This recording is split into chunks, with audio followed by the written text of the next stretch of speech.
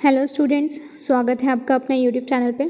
इस चैनल पे हम यूपीएससी से रिलेटेड कंटेंट को स्टडी करते हैं और उसे इजी से इजी लैंग्वेज में समझने की कोशिश करते हैं। आज का हमारा चैप्टर है 4 8th क्लास की हिस्ट्री का, जो बात करता है ट्राइब्स के बारे में, दिकूज और विजन ऑफ गोल्डन एज। ठीक है, इन तीनों के बारे में देखेंगे कि ये क्या है, इनका मीनिंग क्या है, किस सेंस में। और if you like the video please do like, share, subscribe and comment. चलो स्टार्ट करते हैं। 1895 में क्या होता है, एक मैन जिनका नाम है बिरसा, इनके बारे में आपने हमेशा बहुत बार सुना होगा, जो फॉरेस्ट एरिया से बिलोंग करते थे और एक ट्राइबल ग्रुप से ये बिलोंग करते थे। तो 1895 में नाम उभर के आता है बिरसा, जो कि फॉरेस्ट में घूमते रहते हैं। इनका विलेज था छोटा नागपुर, झारखंड में छोटा नागपुर है, वहाँ पे इनका विलेज था। लोग कहते थे कि इनके पास में ऐसी मिरेक्युलस पावर है, ठीक है, ऐसी शक्तियाँ हैं कि ये हर किसी की जो बीमारियाँ हैं उनको सही कर सकते हैं। मल्टीपल ग्रेन्स जो हैं उनको ये ठीक कर सकते हैं। बिरसा खुद को भी कहते थे, डिक्लेयर करते थे खुद को भगवान की तरह, और वो कहते थे कि भगवान ने मुझे जो अपॉइंट किया है लोगों की मदद करने के लिए, जो लोग परेशानी में है, तकलीफ़ में है, दुख में है, उनको उस दुख से बाहर निकालने के लिए भगवान ने जो है इनको अपॉइंट किया है, ऐसा ये कहते थे। ठीक है, बिरसा। और उनको स्लेवरी से फ्री करने के लिए, या दिकूज को कहते हैं आउटसाइडर, जो आउटसाइडर हुआ करते थे उस टाइम पे, उनको दिकूज कहा जाता था। ठीक है, तो दिकूज की स्लेवरी से इनको फ्री करने के लिए लोगों को भगवान ने इनको अपॉइंट किया है, ऐसा ये कहते थे। Soon thousand begins following Birsa, हज़ारों लोग इनको फॉलो करने लगे और बिलीव करने लग गए कि ये भगवान है। ठीक है, भगवान का दर्जा देने लग गए लोग, जो ट्राइबल पीपल थे। ठीक है, मेनली एक मसीहा के टाइम पे उभर के आए ये लोगों के लिए, इनके दुख तकलीफ़ में जब लोग जो है परेशान थे दिकूस की स्लेवरी से। दिकूस मतलब कि जो आउटसाइडर्स थे वो। अब आउटसाइडर्स किसे कहते थे ये, वो भी हमें पता चलेगा आगे। देखो, बिरसा का जो जन्म हुआ था वो मुंडा की फैमिली में हुआ था। मुंडास की फैमिली में से ये बिलोंग करते थे बिरसा, जो कि एक ट्राइबल ग्रुप है छोटा नागपुर में रहने वाला। ठीक है, छोटा नागपुर में एक ट्राइबल ग्रुप रहता है मुंडास। ठीक है, और मुंडास की फैमिली से बिलोंग करते थे बिरसा, तो इन्हें बिरसा मुंडा कहा जाता है। इनके फॉलोवर्स जो थे मेनली संथाल्स और ओराउंस ट्राइबल से बिलोंग करते थे। ये भी ट्राइबल ग्रुप है। ठीक है, देखो बहुत सारी ट्राइब्स होती है और ट्राइब्स में अलग अलग ग्रुप्स बने हुए थे। ठीक है, जैसे मुंडास हो गए, संथाल हो गए, ओराउंस। तो इसी तरीके से जो संथाल्स और ओराउंस थे वो क्या थे, इनके फॉलोवर्स थे। और all of them in different ways कुछ खुश नहीं थे, क्योंकि अपनी लाइफ में जो चेंजेस एक्सपीरियंस कर रहे थे, जो प्रॉब्लम्स वो फेस कर रहे थे, ट्राइबल्स लोग जो है प्रॉब्लम्स फेस कर रहे थे। इस वजह से जो ट्राइबल लोग थे वो बिल्कुल हैप्पी नहीं थे, खुश नहीं थे ब्रिटिश रूल के अंडर में। ठीक है, उनकी फैमिली, उनका जो फैमिलियर वे था लाइफ को देखने का, वो कहीं खोता जा रहा था, और उनका लाइवलीहुड भी एक परेशानी में, एक थ्रेट में, ठीक है, मुश्किल में था। उनका रिलीजन, उनको ऐसा लग रहा था कि डेंजर में है, कोई हमारे रिलीजन को छीन लेगा, हमें यहाँ से निकाल देगा, हमारे एरिया से, हमारे फॉरेस्ट से।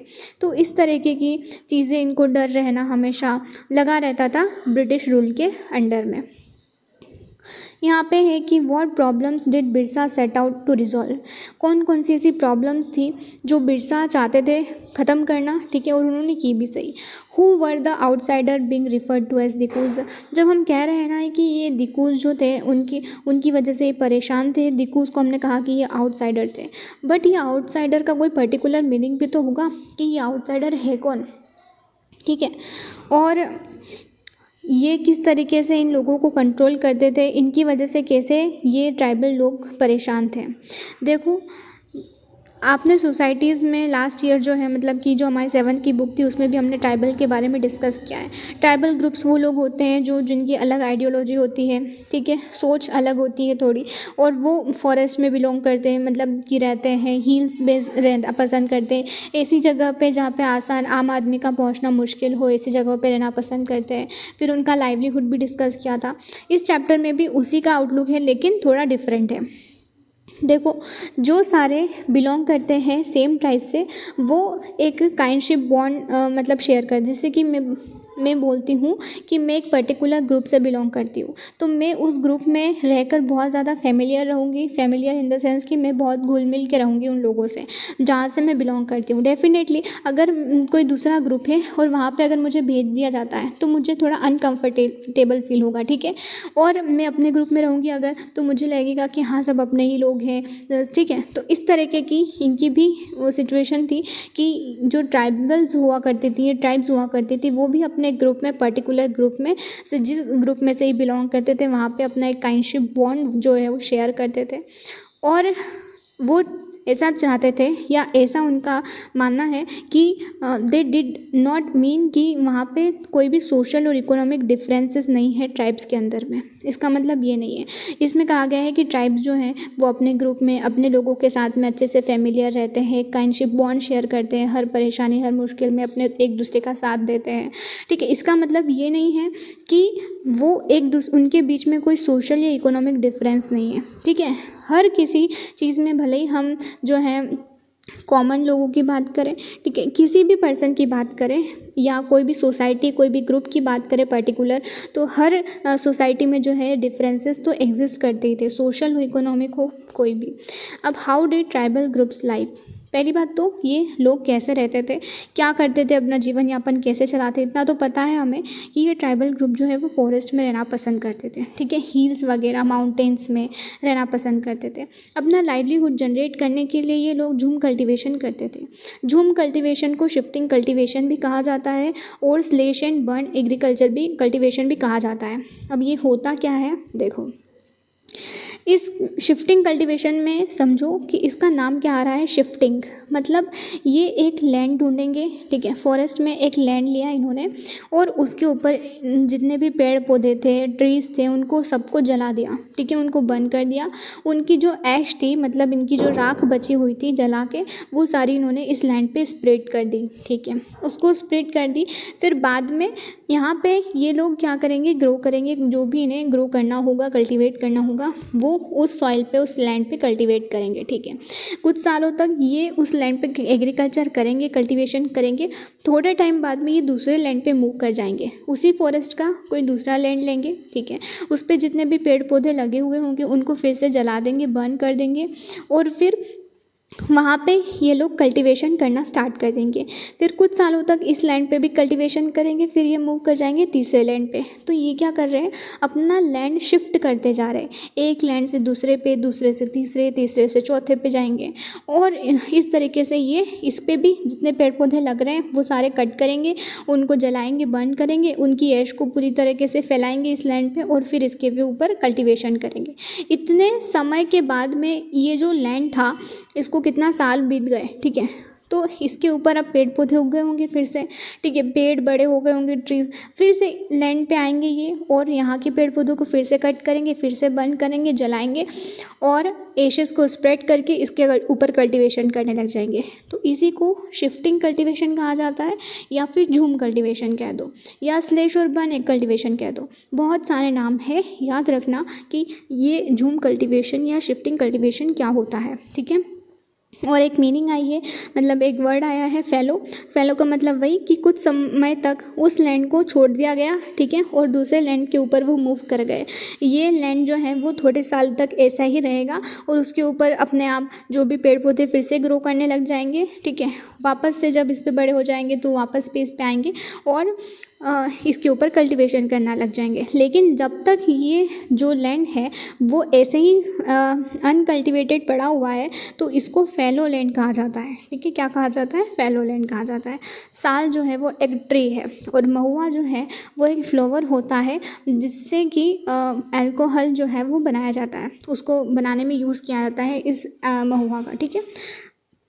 फिर शिफ्टिंग कल्टीवेशन जो है वो ज़्यादातर लोग हिली एरियाज़ में, फॉरेस्टेड रीजन्स में, नॉर्थ ईस्ट और सेंट्रल इंडिया के में किया जाता था। मतलब नॉर्थ ईस्ट की अगर मैं बात करूँ तो ये आपका नॉर्थ ईस्ट वाला पार्ट है यहाँ पे, क्योंकि यहाँ पे ज़्यादा माउंटेन फॉरेस्ट आपको मिलेगा, और थोड़ा बहुत सेंट्रल इंडिया में भी देखने को मिलेगा शिफ्टिंग कल्टीवेशन, या फिर स्लेश एंड बर्न बोल दो, या झूम कल्टीवेशन कह दो, कुछ भी कह सकते हो, ठीक है। अब सम वर हंटर्स एंड गैदरर। एक तो हमने देखा कि ये अपना लाइवलीहुड जनरेट करने के लिए शिफ्टिंग कल्टीवेशन कर रहे हैं और साथ में ये हंटिंग भी करते हैं। कुछ लोग गैदरिंग भी करते हैं। गैदरिंग मतलब कि फॉरेस्ट में जितना भी इन्हें फ्रूट्स मिलते हैं, रूट्स मिलती हैं प्लांट्स की, वो सब को ये जो है उससे अपना जीवन यापन करते हैं या उनको खाते हैं। इस तरीके से हंटिंग करके, गैदरिंग करके जो फॉरेस्ट में से इन्हें मिला उनको यूज़ करके वो अपना जीवन यापन करते थे। ठीक है, गोंड्स कौन है? ये खोन्स कम्युनिटी जो है वो ट्राइबल ग्रुप है एक, जो कि उड़ीसा के फॉरेस्ट में आपको देखने को मिलेगा। ठीक है, उड़ीसा के फॉरेस्ट में कौन मिलेंगे आपको? खोन्स, जो कि एक ट्राइब है। अब ये रेगुलरली जो है हंटिंग करने के लिए जाना, इनका मीट कलेक्ट करना, ये सब इनका काम हुआ करता था। फ्रूट्स को खाते थे, ये रूट्स को कलेक्ट करते थे फॉरेस्ट में से, उनको पकाते फिर। ठीक है, महुआ, साल, इनके सीड्स को इकट्ठा करते फॉरेस्ट में से। इनके सीड्स, इनके जो बीज हुआ करते ना, साल और महुआ के, ये साल तो ट्री है और महुआ एक प्लांट है जिससे कि अल्कोहल प्रिपेयर होती है। तो इन दोनों के सीड्स को वो इकट्ठा करते हैं और फिर मेडिसिन पर्पज़ के लिए भी इनका यूज़ किया जाता था, कुछ हर्ब्स का। ठीक है, और फिर इन सब चीज़ों को ये जब इकट्ठा करते फॉरेस्ट की चीज़ों को ही, और फिर ये मार्केट में सेल करते थे। मार्केट में सेल करके इनके पास में जो पैसा आया उससे भी अपना गुजारा करते। ठीक है, तो इस तरीके से अपना जीवन ये चलाते थे। आगे बढ़ते हैं। अब ये यहाँ पे एक बात आ रही है कि from where did this forest people get their supplies of rice and other grains. तो यहाँ पे ये क्वेश्चन आ रहा है कि अब ये जो राइस है या फिर दूसरे जो अनाज है, ग्रेन्स है, वो कहाँ से लाते थे? इनको सप्लाई कौन करता था? फॉरेस्ट वाले रीजन में। वही तो मैंने बताया ना कि जब ये फॉरेस्ट का जो चीज़ें इकट्ठा कर रहे हैं, ये गैदरिंग कर रहे हैं सीड्स की, इंपॉर्टेंट जो वैल्यूएबल रिसोर्सेज है फॉरेस्ट के, इनको ये लोग बाहर जाके सेल करते मार्केट में, और मार्केट से इनकी जो भी चाहिए होता, जैसे राइस हैं, ग्रेन्स वगैरह, उनको खाने के लिए जो भी इनकी नीड है उनको पूरा करने के लिए वहाँ से इनको मिलता। ठीक है, बट कभी कभी क्या होता कि वो ऐसे गुड्स खरीदने जो कि small amount of earning they had, उनको कम अर्निंग होती। मतलब ऐसा भी होता कि कभी ज़्यादा मेरे पास में अगर इकट्ठा नहीं हुआ फॉरेस्ट का प्रोड्यूस जो है, और तो मुझे कम अर्निंग मिलेगी, कम पैसा आएगा मेरे पास में, तो उनको कुछ दूसरी जॉब्स भी करनी पड़ती। गांव में रहकर कुछ दूसरे काम भी करने पड़ते, जैसे कि बिल्डिंग बन रही है या फिर रोड बन रहा है, ठीक है, उसमें काम करना, और कोई पीजेंट की तरह काम करना किसी दूसरे फार्मर्स के यहाँ पे। तो ये सारी चीज़ें भी इनको कभी कभी करनी पड़ती थी। अब ये मैप इंपॉर्टेंट है क्योंकि यहाँ पे लोकेशन दी जा रही है कि कौन सी ट्राइब कहाँ पे रहती है। जैसे कि वेगास और बंजारास गोंड्स एमपी में है, सहारा, भील्स और ये राजस्थान, गड्डीज, वन गुज्जर्स जो हैं ये आपके हिमाचल में देखने को मिलेंगे। फिर भूतियाज उत्तराखंड में है, बैगाज, मारिया, गोंड्स छत्तीसगढ़ में। याद रखना ये सब कहाँ कहाँ पे है। खासी, गारो, खासी, जयंतिया, ये हिल्स का नाम सुना है ना, ये हिल्स क्या है? सारे ट्राइबल पीपल के नाम पे रखी गई हैं इनका नाम। ठीक है, याद रखना, यही सारी चीज़ें हैं। अब क्या होता है कि चलो ये तो समझ में आ रहा है कि जब इनका अच्छी अर्निंग नहीं हुई तो ये दूसरे काम भी करते थे। ठीक है, सीमेंट फैक्ट्रीज़ में काम करना वगैरह, अलग अलग बहुत सारे काम होते हैं, उसमें काम करना। पर यहाँ पे क्या होता है ना कि ट्राइबल ग्रुप को हमेशा हमेशा तो नहीं, पर कभी कभी ज़रूरत होती कुछ खरीदने की, बेचने की, इन ऑर्डर टू कि वो अच्छे गुड्स जो प्रोड्यूस नहीं हो रहे हैं उनकी लोकेलिटी में, उनको बेचना। तो इसकी वजह से उनकी डिपेंडेंसी बढ़ जाती है ट्रेडर्स और मनी लेंडर्स के ऊपर। किसके ऊपर? ट्रेडर्स और मनी लेंडर के ऊपर उनकी डिपेंडेंसी बढ़ जाती है। क्यों बढ़ जाती? क्योंकि traders came around with things to for sale. मतलब ट्रेडर्स जो हैं उनका काम क्या होता है? अपने गुड्स, अपने पास जो भी उसे बेचना। पर ये जो है ना वो हाई प्राइजेस पे उनको बेचते थे, अपने गुड्स को बेचते थे।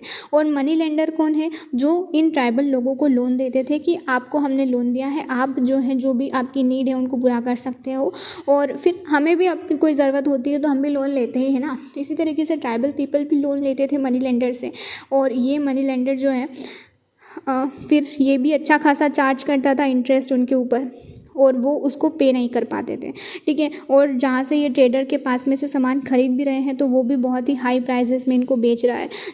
इनके पास में अर्निंग का सोर्स क्या है? एक तो फॉरेस्ट के प्रोड्यूस से सोर्स है इनका, दूसरा थोड़े बहुत काम करके भी इतनी थोड़ी इनकी अर्निंग हो जाएगी कि ये सब कुछ चुका देंगे। तो ये जो मनी लेंडर और ट्रेडर जो थे वो उनसे बहुत परेशान रहते थे ट्राइबल पीपल।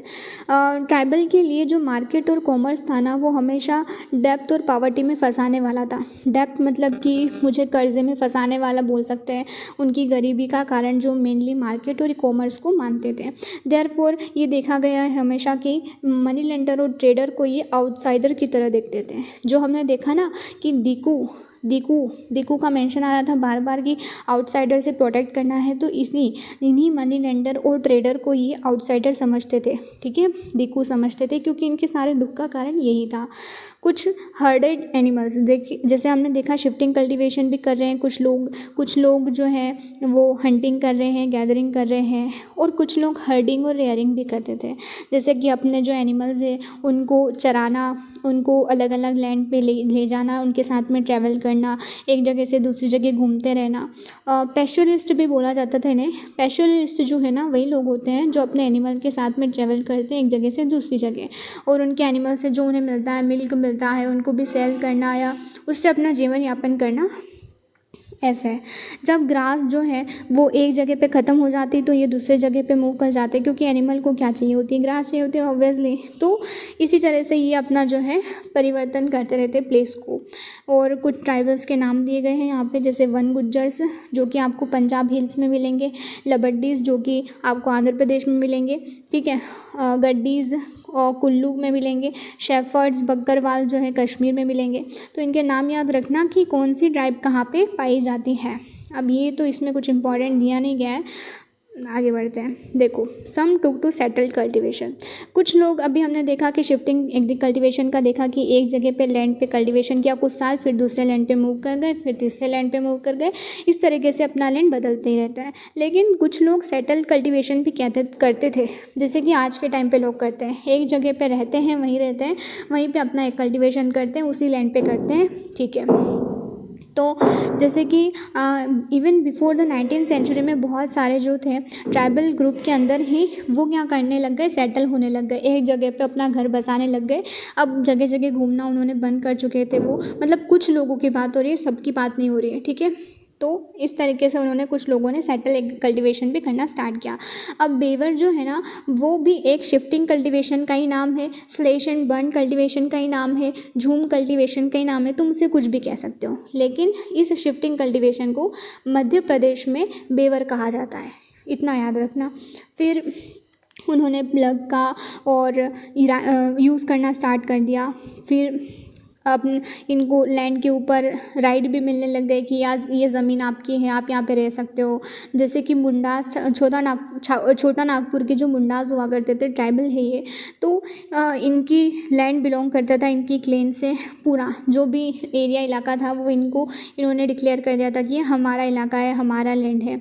और सारे मेंबर जो इनकी क्लेन के थे वो और डिसेंडेंट्स जो हैं, ओरिजिनल सेटलर्स कहते हैं। डिसेंडेंट्स का मतलब क्या है कि यार इसके बाद में जो भी इनके आएंगे बच्चे, ठीक है, वो भी उन्हीं का हक होगा इस लैंड पे, ऐसा कह सकते हैं, ठीक है। उनका इनहेरिट किया हुआ है ये लैंड, और उनको उनके जो हैं उनको उनके पूर्वजों से मिला है, और उनकी जो आगे आने वाली पीढ़ी होगी उनको भी उनके फोर फादर से ये लैंड मिलेगा। इस तरीके से ये इनका चलता रहेगा हमेशा। तो इनके लैंड पे इनका राइट हमेशा रहेगा। अब ब्रिटिश ऑफिशियल जो है वो इन सेटल ट्राइब ग्रुप को जो है वो किस तरीके से देखते थे, जैसे कि गोंड्स और संथाल्स जो थे वो ज़्यादा सिविलाइज्ड थे हंटर गैदरर से, और शिफ्टिंग कल्टीवेटर्स थे। मतलब कि ये जो ब्रिटिश ऑफिशियल्स जो थे ना, वो गोंड्स और संथाल्स जो है वो एक ट्राइब है, ठीक है, इनको मानते थे कि ये ज़्यादा सिविलाइज्ड है हंटर गैदरर से और शिफ्टिंग कल्टीवेटर से, जो भी हंटिंग गैदरिंग करते हैं, शिफ्टिंग कल्टीवेशन करते हैं उनसे। और जो भी फॉरेस्ट में रहता है उनको ज़रूरत है कि हम सेटल करें और सिविलाइज बनाएं।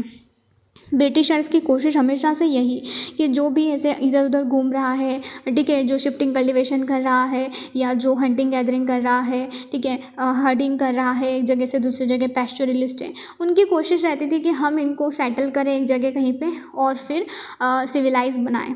अब how did colonial rule affect tribal life? अभी तक तो ये किसको आउटसाइडर मानते थे, मनी लेंडर को और ट्रेडर को।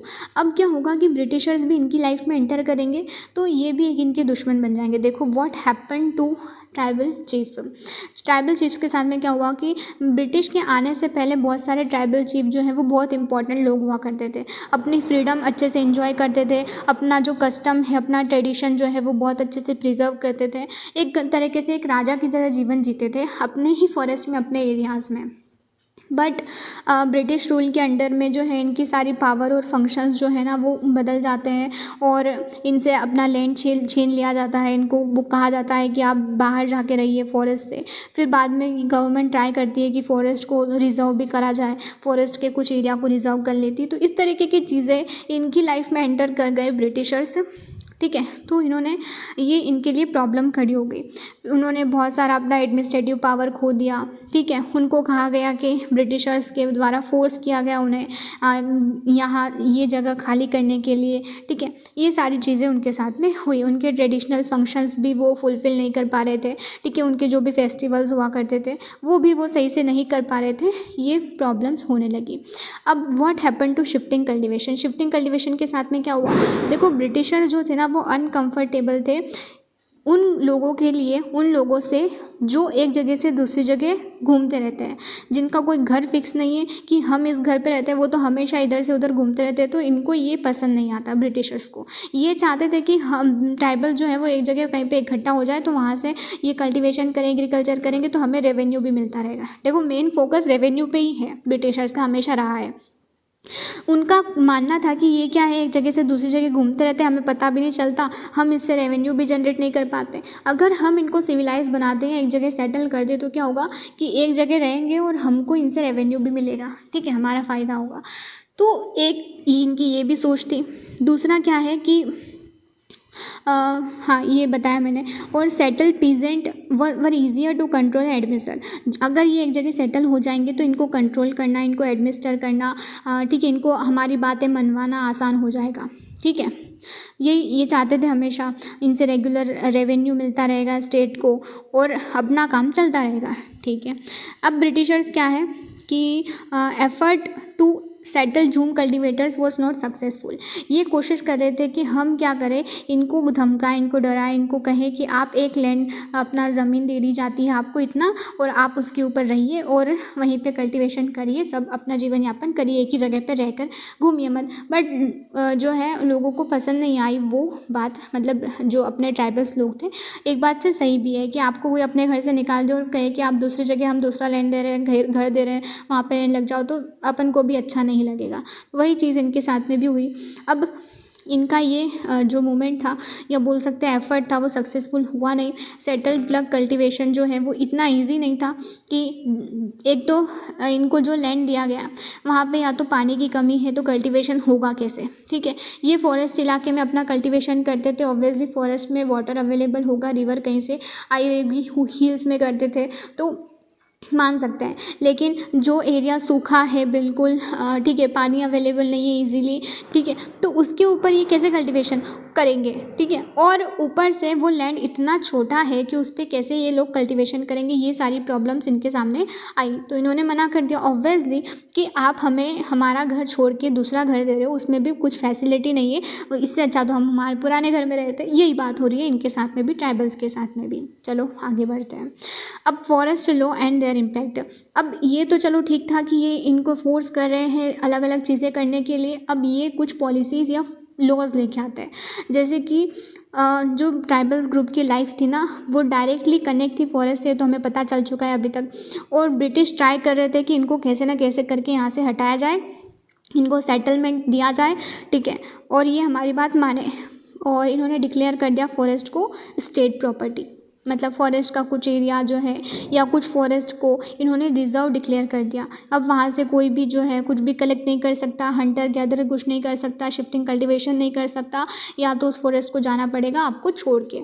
और उनको फ्रीली घूम नहीं सकते हैं वो, ये सारी चीज़ें, हंटिंग नहीं कर सकते हैं, कुछ फ्रूट्स कलेक्ट नहीं कर सकते हैं, जीवन यापन कैसे चलाएंगे वो। अब तक जो पर्सन जो है एक ही चीज़ पे डिपेंडेंट है, उसने वही काम किया है, आप उसको कह रहे हो कि आप वही काम छोड़ के कुछ और कर लो, तो ऐसा थोड़ी होता है।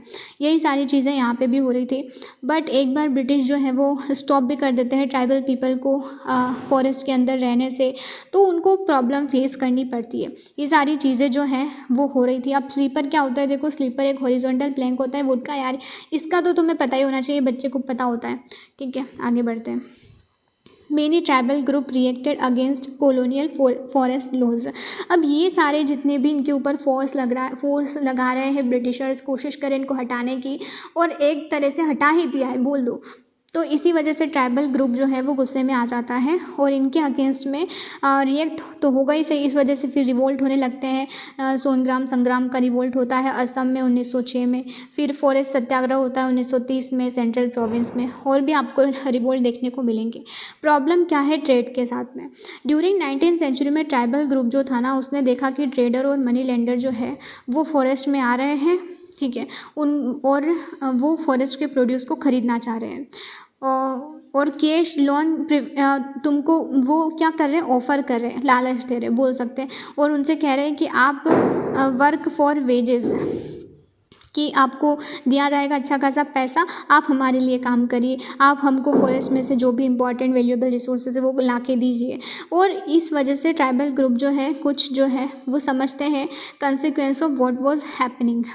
अब let us consider the case of silk grower. अब सिल्क ग्रोवर का केस समझ लेते हो। 18th सेंचुरी में इंडिया जो है वो सिल्क की डिमांड यूरोप मार्केट में बढ़ जाती है। 18th सेंचुरी में इंडिया के सिल्क की डिमांड कहाँ पे बढ़ जाती है, यूरोप के मार्केट में। फाइन क्वालिटी का जो सिल्क था वो हाईली वैल्यू किया जाता था और इंडिया से बहुत ज़्यादा अमाउंट में एक्सपोर्ट होता था। ठीक है, तो वहाँ पे कमी पड़ गई। एक तो ये चीज़ है। ठीक है, तो इस वजह से कहा गया इनके द्वारा, बोल सकते हैं ये आपके मनी लेंडर और ट्रेडर जो भी हैं, इनके द्वारा कहा गया कि आप हमारे लिए जो है वो कलेक्ट करिए या काम करिए, वर्क करिए, हम उसके बदले में आपको वेज पे करेंगे। तो हज़ारीबाग में, आज प्रेजेंट झारखंड में है हज़ारीबाग, जो एरिया हुआ करता था संथाल लोगों का, संथाल ट्राइब का, वो कुकुन्स को रेयर करते थे। ठीक है, कुकुन जो सिल्क प्रोड्यूस करते हैं डेफिनेटली। तो जो ग्रोवर था ना, उनको सिर्फ 3-4 रुपये देता था, सिर्फ 3-4 रुपये। जो भी ये कलेक्ट करते थे कुकुन या ग्रो करते थे सिल्क वगैरह, उसका सिर्फ 3-4 रुपये नहीं मिलते थे। बाकी का जो एक्सपोर्ट होता था ये सिल्क, वो जाता था बर्दवान, गया में जाता था। फिर वहाँ से उसको 5 गुना ज़्यादा दाम पे बेचा जाता था। मतलब ये जो बीच का पर्सन है, मिडिल मैन है, उसको ज़्यादा प्रॉफिट हो रहा है। बल्कि ये जो बेचारे गरीब लोग हैं उनके पास में तो प्रॉफिट आ ही नहीं रहा है, उनको तो बहुत ही कम अमाउंट में मिल रहा है ना पैसा। ठीक है, जितनी वो मेहनत कर रहे हैं उनका वो तो होना चाहिए ना एकदम कि रियल पेमेंट होना चाहिए। बट ठीक है, उनके साथ में ऐसे सिचुएशन एग्जिस्ट करी थी, तो ये परेशानी थे पहले से। इसी वजह से पावर्टी, आज कहते हैं ना कि ट्राइबल लोग पीछे क्यों हैं, बिकॉज ये रीज़न है। ठीक है, समझ लेना अब तुम। Search for work. ट्राइबल्स को लार्ज नंबर में टी प्लांटेशन के लिए लगाया गया। असम में कोल माइंस में, झारखंड की कोल माइंस में दूसरे अलग अलग काम करवाए जाते थे इनसे, ट्राइबल लोगों से। फिर क्लोजर लुक। 19th-20 सेंचुरी में क्या होता है, tribal group in different part of country में रिबेल करना स्टार्ट कर देता है। इतनी लाइफ में चेंजेस आ रहे हैं इनकी, तो फिर इनका गुस्सा निकलेगा ही सही। तो क्या हो जाता है, नए टैक्स जो हैं वो उनको पे करना पड़ रहा है। टैक्स दो, ऊपर से हमारे पास में पैसा तो है नहीं, सब छीन लो तुम लोग तो। ठीक है, तो रिस्ट्रिक्शंस, जो भी हम काम कर रहे हैं उसके ऊपर बिल्कुल पाबंदी है, नहीं कर सकते हैं, लोग के अगेंस्ट नहीं जा सकते हैं, ये सारी चीज़ें। तो कोल्स रिबिलियन होता है 1831 से 32 में। संथाल का रिवोल्ट होता है 1855 में। बस्तर रिबिलियन होता है 1910 में, ब्रोकआउट होता है। वर्ली रिवोल्ट महाराष्ट्र में 1940 में। ये सारी चीज़ें आपको देखने को मिलेगी। बिरसा मुंडा, जो शुरुआत में हमने पढ़ा मुंडा बिरसा के बारे में, उनको एक गॉड की तरह लोग देखते थे। ठीक है, क्योंकि वो चाहते थे कि मैं तुम्हें प्रोटेक्ट करूँ इन आउटसाइडर से, दिक्कू से, जो कि मनी लेंडर है, ब्रिटिशर्स है वगैरह, जो भी है आउटसाइडर। ठीक है, तो बिरसा का जन्म हुआ था 1870 के मिड में। एक पुअर फैमिली से बिलोंग करते हैं ये। ठीक है, और हमें फॉरेस्ट के अराउंड ही इनका जो है वो बॉर्न हुए, ये मतलब कि ये बड़े हुए। और शिप को ग्रेस करना, फ्लूट के साथ में प्ले करना, डांस करना, ये सारी चीज़ें करते थे। लोकल अखाड़ा में डांस करते थे, बच्चे थे तब। और इनके फादर जो है वो एक जगह से दूसरी जगह जाते थे वर्क काम करने के लिए। ठीक है, जब ये थोड़े बड़े हुए तो बिरसा ने सुना कुछ स्टोरीज़। ठीक है, Munda uprising of the past and so the Sirdas leaders of the community urging for people to revolt। लोग जो हैं इन सब लोगों से परेशान थे, गोल्डन एज की डिमांड कर रहे थे कि हमारा टाइम था एक, वो लोग बात करते थे गोल्डन एज की। अब जो हमारा वो था ना टॉपिक एक में हेडिंग थी चैप्टर की कि गोल्डन एज, तो गोल्डन एज यही था कि जब हम फ्रीली थे, जब हमारे पास में अपना राज था, अपने घर में हम आसानी से फ्रीली रह सकते थे, जो चाहे कर सकते थे, है ना। हमारे एरियाज़ में हमें पूरी फ्रीडम थी, पूरी आज़ादी थी, और इन लोगों ने हमारी आज़ादी छीन ली, हमारा जो गोल्डन एज था ना वो छीन लिया। और मुंडा हमेशा इन लोगों से अपने जो फोर फादर या बड़े बड़े लोग एल्डर्स थे उनसे ये सारी बातें सुनते थे गोल्डन एज के बारे में। तो ये चाहते थे कि मैं इनका गोल्डन एज वापस लेके आऊँ, ठीक है, और वही सारी चीज़ें आउटसाइडर से फ्री करवाना। फिर इन्होंने लोकल मिशनरी स्कूल ज्वाइन करते हैं ये, ठीक है। बाद में जो बिरसा है वो वैष्णव प्रीचर भी बन जाते हैं, विष्णु भगवान के भक्त बन जाते हैं बाद में। बहुत सारी इन्होंने स्टोरीज़ भी पढ़ी हैं। इसी तरीके से जो है ये बड़े हुए हैं, हर तरीके की जो आइडियाज़ हैं उनसे इन्फ्लुएंस हुए हैं ये बिरसा जो हैं। और इनके मूवमेंट जो थे उनका कोशिश था कि मुझे ट्राइबल सोसाइटी को रिफॉर्म करना है। इनकी कोशिश थी कि ड्रिंकिंग लिकर मतलब कि जो अल्कोहल है उससे हमें फ्री करवाना है, अपने लोगों को, विलेज को क्लीन करना है, जो विद क्राफ्ट में बिलीव है वो ख़त्म करना है, सॉर्सरी में। बट वी मस्ट रिमेंबर कि बिरसा जो है वो मिशनरीज़ के अगेंस्ट थे और हिंदू लैंडलॉर्ड के। ऐसा नहीं है, हिंदू लैंडलॉर्ड के और मिशनरीज़ के। मिशनरीज़ कौन है? क्रिश्चियन लोग। तो इनके ये लोग है ना खिलाफ थे कि हमें कोई प्रैक्टिस नहीं फॉलो करनी, लेकिन हमारा जो प्योर कल्चर ट्रेडिशन है उसको मुझे बचा के रखना है। मेरे लोगों के लिए मुझे क्या क्या काम करना है वो सब इन्होंने यहाँ पे बताया है, ठीक है। बट अगेंस्ट है ये मिशनरीज़ और हिंदू लैंडलॉर्ड से, यही सारी चीज़ें। उसके बाद में 1895 में बिरसा जो है अपने फॉलोवर्स से अर्ज करते हैं to recover their glorious past, कि चलो अपने गोल्डन एज को वापस लेके आते हैं, ठीक है। और फिर ये एक रिवोल्ट जो है वो स्टार्ट करते, एक तरीके से कह सकते हैं रिवोल्ट या विद्रोह बोल सकते हैं ब्रिटिशर्स के खिलाफ, आउटसाइडर के खिलाफ। What worried British officials most was the political aim of Birsa movement. जो बिरसा मूवमेंट का पॉलिटिकल जो वो था ना मोटिव, क्या था कि ये तो खिलाफ है मिशनरीज़ के, मनी लैंडर, हिंदू लैंडलॉर्ड के, क्योंकि ये सोचते थे कि इन सब लोगों ने हमारी लाइफ को पूरी तरीके से ख़राब कर दिया, इनकी पॉलिसी, इनकी वजह से हमारा जो जीवन है वो बहुत प्रभावित हुआ है। तो बिरसा चाहते थे कि हमारा है ना पूरा मुंडा राज फैले सब जगह पे, और बिरसा जो है उसके हेड हो। गवर्नमेंट उस चीज़ से वरिड थी कि ये चाहते हैं कि अपना पूरा राज फैले हर जगह पे, तो इस वजह से जो है ब्रिटिश गवर्नमेंट वरिड थी। और फिर बाद में क्या होता है, इनको अरेस्ट किया जाता है, मूवमेंट फैलता है, ठीक है। और फिर बाद में ये मूवमेंट क्यों हुआ? क्योंकि ये सोचते थे कि इन्होंने हमारा ट्रेडिशन जो है वो पूरी तरीके से ख़त्म कर दिया है, हमारी आज़ादी छीन ली है, हमारा कल्चर छीन लिया है, वो सारी चीज़ों की वजह से ये मूवमेंट फैलता भी है। लेकिन बाद में ब्रिटिशर्स इनको अरेस्ट कर लेते हैं 1895 में। बट जब मिर्ज़ा जो हैं रिलीज़ होते हैं जेल में से 1897 में, 2 साल के बाद में, 2-3 साल के बाद में, तो फिर से वो अपना मूवमेंट स्टार्ट कर देते हैं लोगों को इकट्ठा करके, और वो चाहते हैं रावण को डिस्ट्रॉय करना। रावण मतलब वही दिकूज या यूरोपियन। दिकूज तो ट्रेडर्स और मनी लैंडर है, और यूरोपियंस तो हमें पता ही है ब्रिटिशर्स। तो इन सबको ख़त्म करना इनकी कोशिश और अपना राज फैलाना, ठीक है। तो ये सारी, और इनका जो एक वाइट फ्लैग भी था जो दर्शाता बिरसा राज को। बिरसा राज को जो है वो सिंबल है फ्लैग, वाइट फ्लैग, जैसे इंडिया का सिंबल नहीं है, आज़ादी का सिंबल हमारा फ्लैग। इसी तरीके से बिरसा का भी एक फ्लैग था, ठीक है, जो था बिरसा राज को बताता, वाइट फ्लैग। 1900 में बिरसा की डेथ हो जाती है कॉलेरा की वजह से, और मूवमेंट बंद हो जाता है फिर, ठीक है। क्योंकि यही एक बंदा था जो अपनी ट्राइबल ग्रुप में से निकल के आया। इन्होंने कहा कि मैं अपने ट्राइबल लोगों को बचाऊंगा, इनको फ्री करूंगा आउटसाइडर से, ठीक है, यूरोपियन से, ठीक है। बट फिर बाद में इनकी डेथ हो जाती है कोलेरा की वजह से।